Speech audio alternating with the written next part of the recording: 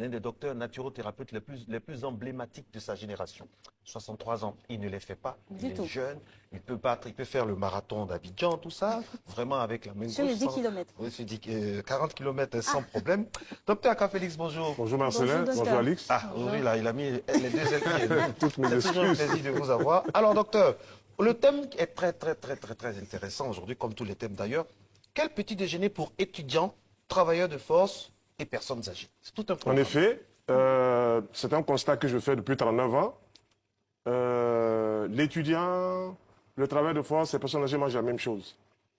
Ce qui ne me paraît pas du tout cohérent. La même je veux chose, dire c'est quoi? C'est quoi? Constitué Je veux de dire quoi? L'étudiant a besoin d'utiliser son cerveau pour travailler. Et les aliments qui nourrissent le cerveau, ce n'est pas le riz, ce n'est pas la viande, ce n'est pas le pain. Voilà, leur destination n'est pas à ce niveau-là. Les aliments qui nourrissent le cerveau, Marcelin, sont les fruits. Les fruits avec le fructose, les fruits avec le glucose. Donc, le carburant du cerveau, c'est le glucose, le sucre. Et si on s'avère de consommer de la viande le matin, pour un étudiant, du poisson, on n'apporte pas au cerveau le carburant dont il a besoin. Forcément, au bout d'un certain moment, l'efficience mentale va descendre. Et qu'est-ce qu'on va avoir? On va avoir des gens... Aujourd'hui, vous regardez les enfants sur le plan scolaire, il y a un niveau très bas. Pourquoi? Parce que ce n'est même pas parce qu'ils n'étudient pas. Mais le cerveau n'a pas la capacité d'assimiler des choses qu'il devrait assimiler. Or, si vous donnez du carburant qu'il faut au cerveau, il réagit correctement. Je l'ai fait pour mes deux premiers enfants, Christian et Christelle. Ils ont mangé dès les premiers jours, je dis dès les premiers jours, je n'ai pas dit un mois, dès les premiers jours, ils ont mangé des fruits. On ne les a pas poussés, ils sont partis du CP jusqu'en terminale, ils ont eu leur bac sans problème. Donc le cerveau a été mis en état dynamique, en état alerte, en état de bonne humeur. Si on laisse les étudiants manger du pain, du riz, de la viande le matin, du garba, aussi, oui.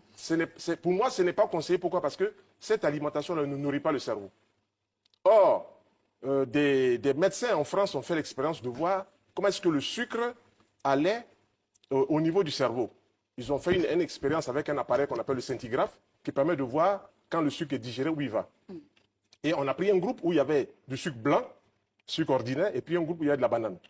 Ceux qui ont mangé du sucre blanc, on voit que le sucre va dans le cerveau après transformation, mais il reste bloqué parce qu'il manque une molécule dans ce sucre-là qui fait que le cerveau sait reconnaître cela.